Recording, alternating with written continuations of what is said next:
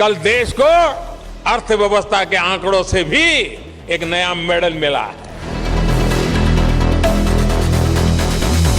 जो आंकड़े आए हैं वो देश की मजबूत होती अर्थव्यवस्था और उसमें आते आत्मविश्वास के प्रमाण है। 8.2% की दर से हो रहा विकास भारत की अर्थव्यवस्था की बढ़ती हुई ताकत को दिखाता है, एक नए भारत की उज्जवल तस्वीर को सामने लाता है।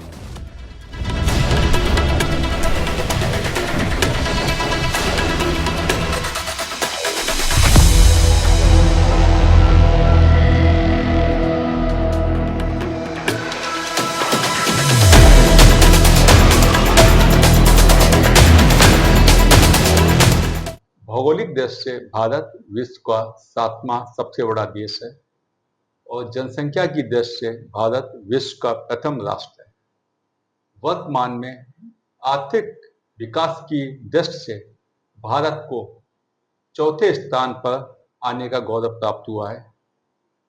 अंतर्राष्ट्रीय मुद्रा कोष ने वर्तमान में अपनी रिपोर्ट जारी की है। इस रिपोर्ट में इंगित है कि 2025 में भारत की नॉमिनल जीडीपी 4.187 होने की संभावना है। इस अनुमान से अगर देखा जाए तो भारत जापान को धकेलते हुए चौथे स्थान पर काबिज हो गया है। इस संबंध में हम सुशील कुमार जी जो हमारे बीच में उपस्थित हैं उनसे इस विषय पर चर्चा करते हैं कि अंतर्राष्ट्रीय मुद्रा कोष ने जो भारत की जीडीपी 1.87 अनुमानित कही है, उस संबंध में ये कह रहे हैं कि ऐसा तो नहीं कि ये जुमलेबाजी के तरीके से ये फेक रिपोर्ट बनवा ली हो जिससे कि इसमें लाभ मिले चुनाव में और आगे भी लाभ मिले। अक्सर लोग कहते हैं जुमलेबाजी में ये कर दिया वो कर दिया, तो ये जुमलेबाजी का तो एक ये उदाहरण नहीं है। देखिए पीयूष जी, सबसे पहली बात तो हमारे देश को विपक्ष को जो भी नीति बनानी चाहिए वो राष्ट्र हित में बनानी चाहिए, लेकिन हमारे देश में बड़ी विडंबना है कि विपक्ष पूरी तरह से दिशाहीन हो गया है। ये कहने में कोई गुरेज नहीं है। कब क्या बोलता है कोई अंदाजा नहीं है। अब वो केवल भ्रम की राजनीति करना चाहता है, लोगों में भ्रम पैदा करना, लोगों में कुछ भी आया मुंह में बोल दिया। उनका मानना यह है कि हम कुछ भी बोलेंगे तो कुछ परसेंटेज तो इससे प्रभावित होगा ही होगा। देश की बहुत से बड़ी ह्यूज पॉपुलेशन में कुछ लोग तो उससे प्रभावित होंगे ही होंगे। यह मुद्दा नहीं है, ना ही होना चाहिए। हमारा देश वर्तमान में विकास की दर से अगर देखें तो हम जापान को पछाड़ते हुए चौथे स्थान पर आर्थिकी स्तर पर पहुंच गए और अगर ये क्रम लगातार बना रहा तो हम बड़े बड़े देशों को भी जो हमसे ऊपर हैं, अमेरिका जैसे देश और चाइना जैसे देशों को भी हम पछाड़ने में सक्षम होंगे। सुशील जी, ये जो भारत जीडीपी के मामले में विश्व में चौथे स्थान पर आया है, तो ऐसा आपको नहीं लगता कि हमारे प्रधानमंत्री नरेंद्र मोदी जी के 2047 से विकसित भारत का रोड मैप हो गया? अच्छा, देखिए ये रोड मैप तो है ही है, ये विकसित भारत का रोड मैप ही है और जिस हिसाब से ये आपकी जीडीपी चल रही है उस जीडीपी का इनका जो लक्ष्य है, भारत सरकार का जो लक्ष्य है वो ये मान के चल रहे हैं कि जो हमने एक प्लेटफॉर्म बना लिया है इस प्लेटफॉर्म को हम कंटिन्यू करते हुए $1 ट्रिलियन की आर्थिकी में विकास अगर प्रतिवर्ष हम कर लेते हैं तो 1947 तक हम अमेरिका को पीछे छोड़ देंगे। अमेरिका की 30 पॉइंट समथिंग जीडीपी उनकी है, आर्थिकी ग्रोथ है। तो अगर हम 30 पॉइंट समथिंग ट्रिलियन डॉलर को पार कर सकते हैं तो हमें हर साल कम से कम 1 लाख ट्रिलियन डॉलर की ग्रोथ चाहिए होगी। अब इसमें ये जरूरी नहीं है कि मोदी जी ही हमेशा प्रधानमंत्री रहेंगे। जो इन्होंने रोड मैप बनाया है, आने वाली सरकारों को भी इसी रोड मैप पे काम करना होगा, तो ही देश 2047 तक आर्थिक स्तर पर विश्व का नंबर 1 देश बन सकता है, विश्व गुरु बन सकता है। तो जी बताइए, जीडीपी, किसी देश की जीडीपी बढ़ने के मुख्य कारक क्या होते हैं? जी, जीडीपी आपको मैं बताऊं, जीडीपी लोग सामान्य भाषा में लोग जीडीपी का अर्थ नहीं जानते हैं। वो कहते हैं जीडीपी हो रही, देश से हो रही है, हमें उससे क्या मतलब। जीडीपी का मतलब होता है सकल घरेलू उत्पाद, और सकल घरेलू उत्पाद का मतलब ये हुआ कि हमारा जो सकल घरेलू उत्पाद है वो हमारी 2 चीजों पर निर्भर करता है। पहला डिमांड, दूसरा सप्लाई। सरकार का काम होता है डिमांड क्रिएट कराना और सप्लाई के लिए माहौल बनाना। यह ही सरकार का काम है। यदि सरकारें सप्लाई यानी इंडस्ट्रियों को सुविधाएं मुहैया कराना ताकि वो अधिक से अधिक प्रोडक्ट बना सकें और समाज जनता में उसकी डिमांड को क्रिएट करा पाना, यानी उनकी इनकम बढ़े ताकि वो उसकी डिमांड बढ़े। तो पहला तो हमारा प्रोडक्शन, कि हमारा प्रोडक्शन ज्यादा से ज्यादा हो और फिर उस प्रोडक्शन की डिमांड भी हो। तो जितना ज्यादा हमारा प्रोडक्शन होगा, जितना हमारी डिमांड होगी, इससे हमारी सकल घरेलू उत्पाद की दर निकलती है। उस दर के आधार पर हम देश पे प्रगति करते हैं। अब अगर वर्तमान की हम बात करें तो हम ये कह सकते हैं विगत 10 वर्षों से हमारी जो ग्रोथ दर है, जीडीपी की दर है, ये विश्व में करीब करीब प्रथम स्थान पे चल रही है। हम आज भी कोरोना जैसे माहौल को देखते हुए, हम आतंकवादियों की गतिविधियों को देखते हुए, इन सब माहौलों को देखते हुए भी हमारी जीडीपी 6, 6.5 और 7 के बीच है। पूर्व में 7 से ऊपर रही है। ऐसी स्थिति में विकास दर, जीडीपी है विकास दर। तो ये गति अगर हमारी कंटिन्यू रहती है, जो पूरे विश्व से ज्यादा है, हम चाइना और अमेरिका से भी ज्यादा है, तो ऐसी स्थिति में हम 2047 तक हम विकास दर में आर्थिक स्तर पर प्रथम स्थान को पा सकते हैं। सुशील जी, किसी देश की जीडीपी बढ़ने से उस देश के रहने वाले आम नागरिकों के जीवन स्तर पर क्या प्रभाव पड़ेगा?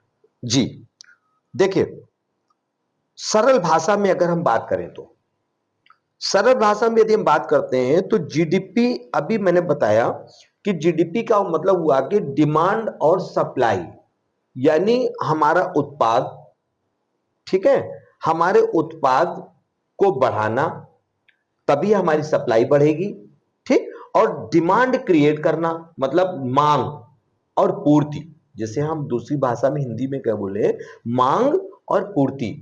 यदि हम मांग और पूर्ति को बढ़ा सकते हैं तो मांग और पूर्ति कैसे बढ़ेगी? अब देखिए, थोड़ी देर के लिए आपका ये मोबाइल है, ठीक। अब इस मोबाइल की पहले तो डिमांड बढ़नी चाहिए, तो अब इसकी डिमांड कैसे बढ़ेगी? इसकी डिमांड, आज की तारीख में मोबाइल डिमांड बढ़ गई ना। आज से अगर हम 15 साल पहले चले जाएं तो शायद मोबाइल की इतनी डिमांड बिल्कुल नहीं थी। लोगों के पास छोटा वाला फोन होता था, छोटा वाला फोन होता था जिससे केवल हेलो बातचीत करते थे। स्मार्टफोन ज्यादा लोगों के पास होते थे आज से 15 साल पूर्व। और आज की तारीख में मेरे ख्याल से शायद ही कोई घर होगा जिस घर में कम से कम 3 से 4 स्मार्टफोन ना हो। क्यों? क्योंकि पहले इसकी डिमांड बढ़ी। डिमांड कैसे बढ़ी? डिमांड उसके अंदर फीचर्स ऐसे डाले गए, उससे जागरूकता के लिए, उससे समाज को एजुकेशन के लिए, उसमें समाज को एंटरटेन के लिए, उसमें समाज को आवश्यकताएं, मूलभूत सारी आवश्यकताओं के लिए आज हम फोन पर डिपेंड हैं। आज यदि मेरे पास मोबाइल फोन नहीं होता है तो हम अपने आप को अधूरा सा महसूस करते हैं। ये क्या हुआ? डिमांड।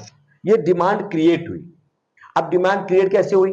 अब डिमांड क्रिएट करने के बाद पहले कैसे हुआ कि पहले मोबाइल शुरू में जब आया तो उसकी चार्जेस कितने थे? बहुत महंगे थे। जब चार्जेस बहुत महंगे थे, कितने महंगे थे? एक एक मिनट की कॉल करने के लिए हमें 5-5, 10-10 रुपए देने पड़ते थे एक एक कॉल के लिए। और अगर हम उसका नेट लेते थे, इंटरनेट के यूज करते थे, तो इंटरनेट यूज करने के लिए हमें 1 GB के लिए हमें 3-3, 4-400 रुपए देना पड़ता था, 500-500 रुपए देना पड़ता था। ठीक? तो अब डिमांड कैसे बढ़े? तो सरकार ने क्या किया? सरकार ने सप्लाई पर ध्यान दिया, माहौल क्रिएट कराया कि अधिक से अधिक मोबाइल बने जिससे उसकी कॉस्टिंग कम आए। जब ज्यादा से ज्यादा मोबाइल बनेंगे तो कॉस्टिंग घटेगी। और उसमें इंडस्ट्रियों को भी बहुत सारे लाभ दिए गए। सरकारी तंत्र के आधार पे इंटरनेट की सुविधाएं दी गई। जब इंटरनेट की सुविधाएं दी गई तो उससे क्या हुआ? इंटरनेट सस्ता हुआ। जब इंटरनेट सस्ता हुआ तो लोगों की पहुंच में आया।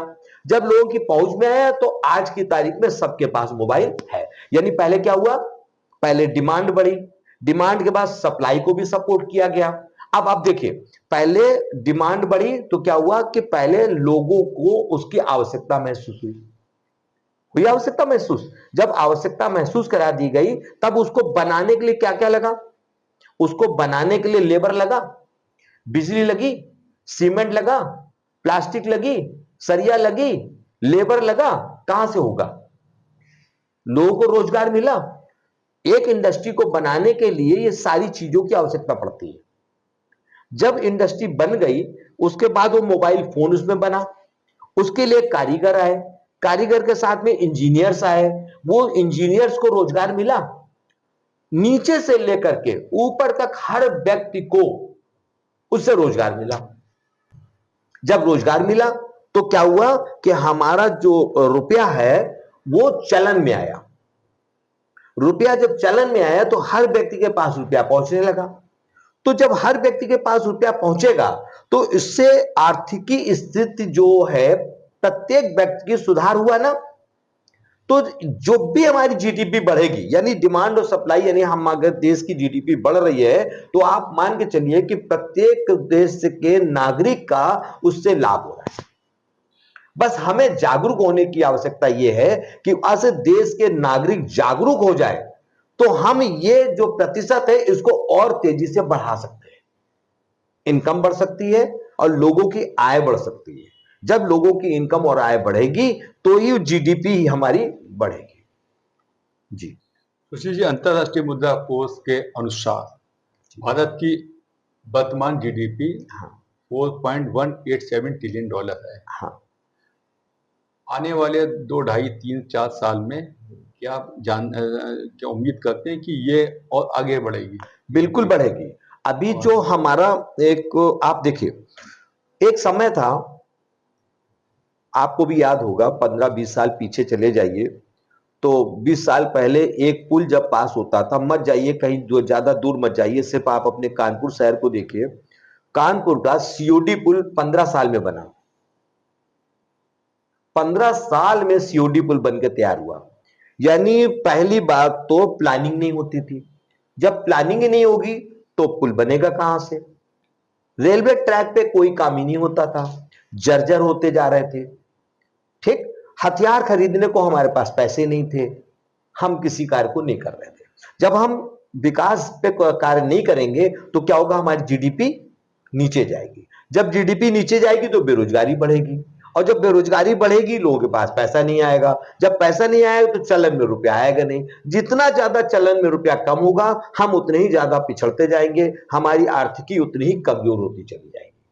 तो जो आज स्थितियां बनी है, आप देखिए कहां पहले एक शहर में मेट्रो नहीं होती थी, अब देखिए मैक्सिमम शहरों में मेट्रो है।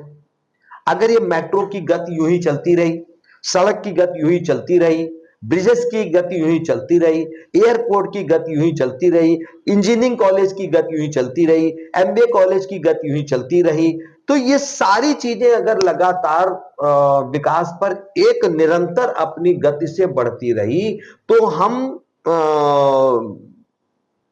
बहुत आसानी से कह सकते हैं कि हम अगला लक्ष्य अगला वर्ष हो सकता है हम जर्मनी को पीछे करके भी आगे निकल जाए। सुशील जी बताइए, जीडीपी की वृद्धि करने में मूलभूत कारक है निवेश।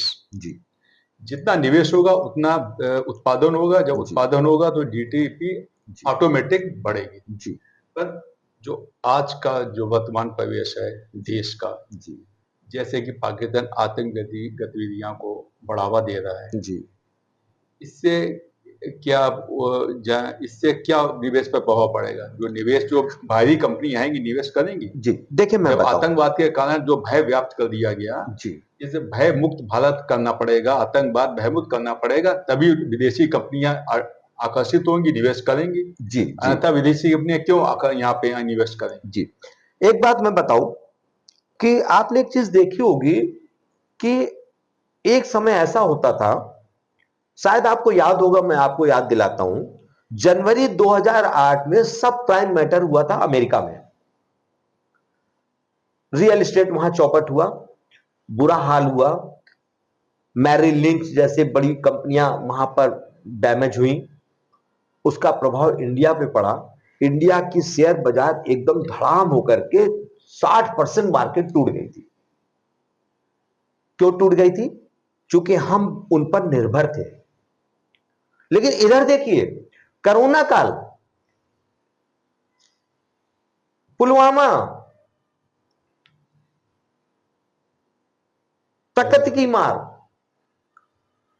चाइना, कई वैसे मुद्दे आए, लेकिन उसके बावजूद भी हमारी देश की जीडीपी में कहीं कोई कमजोरी नहीं हुई। क्यों? चूंकि मोदी सरकार का, मैं तारीफ नहीं करना चाहता हूं, लेकिन इकोनॉमी की बात है तो हमें बात करनी पड़ेगी। हम किसी राजनीतिक उसकी बात नहीं कर रहे हैं, लेकिन चूंकि अब जो बात इकोनॉमी की है तो उसमें हमें नाम कहना पड़ेगा। मोदी जी की जो विजन है, जो प्लान है, ये बहुत ही सुदृढ़ है। आप ये देखिए, इन्होंने क्या किया, ये दूसरे पर डिपेंड होना ही नहीं चाहते हैं। इन्होंने अपने यहां लोगों को स्ट्रांग किया है।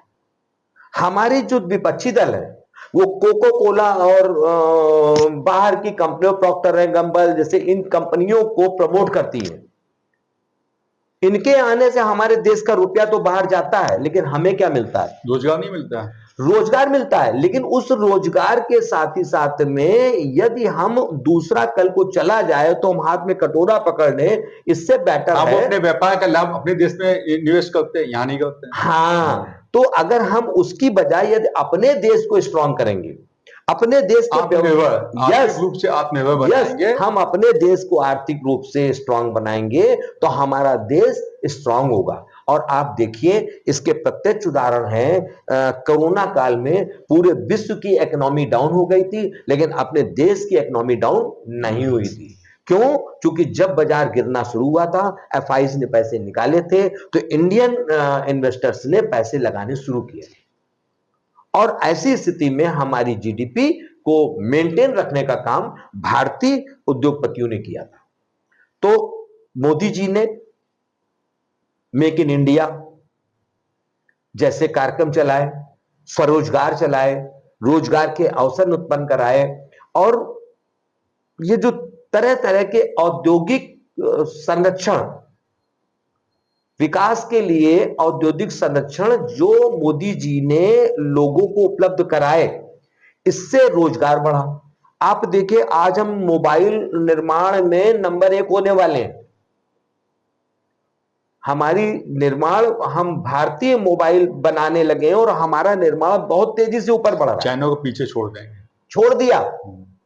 ऐसी स्थिति में यदि हम मोबाइल, और अगर ऐसे ही हम आर्थिकी के रूप से हमारे देश आत्मनिर्भर हो जाएगा, हम किसी पर डिपेंड नहीं होंगे, तो हम किसी से प्रभावित भी नहीं होंगे।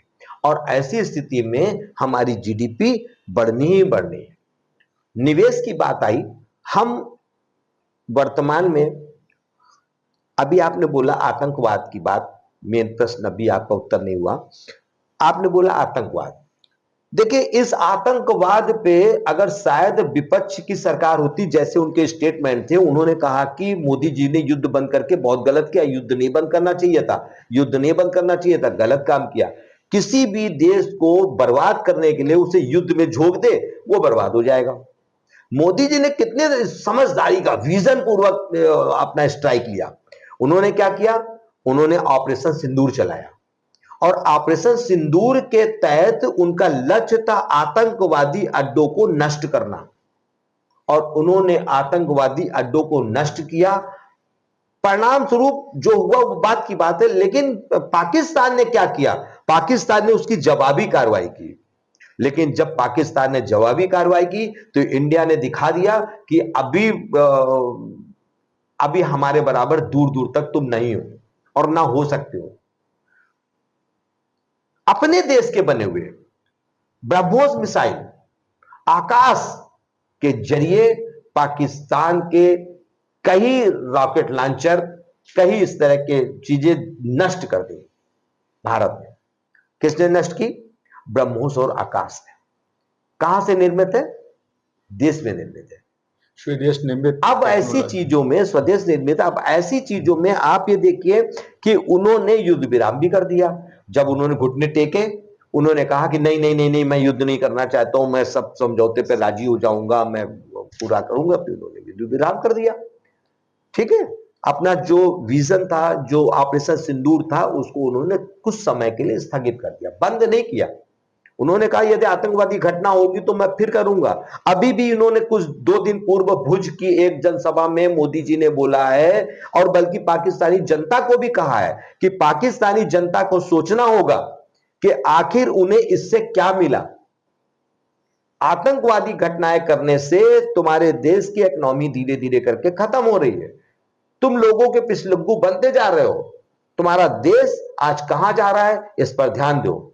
और रही आतंकवाद की, यदि आप आतंकवाद करोगे तो गोली खाओगे। स्पष्ट संदेश दिया अभी 2 दिन पूर्व भुज की मीटिंग के दौरान भी, जनसभा के दौरान भी। यानी आतंकवाद से लड़ने में भी पीछे नहीं है, और दुश्मन को नेस्तनाबूद करने में भी भारत पीछे नहीं है। और इसके सबसे बड़ा लाभ देखिए, पूरे विश्व में एक मैसेज चला गया कि भारत आज हथियारों में आत्मनिर्भर होता जा रहा है।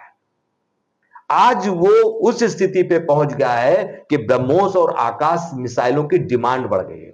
इससे निवेशकों पर भी सकारात्मक प्रभाव पड़ेगा जी। और अभी आज ही कुछ लोगों ने बोला है कि चाइना से छोड़कर वो भारत में अपनी कंपनियां लगाने आ रही हैं।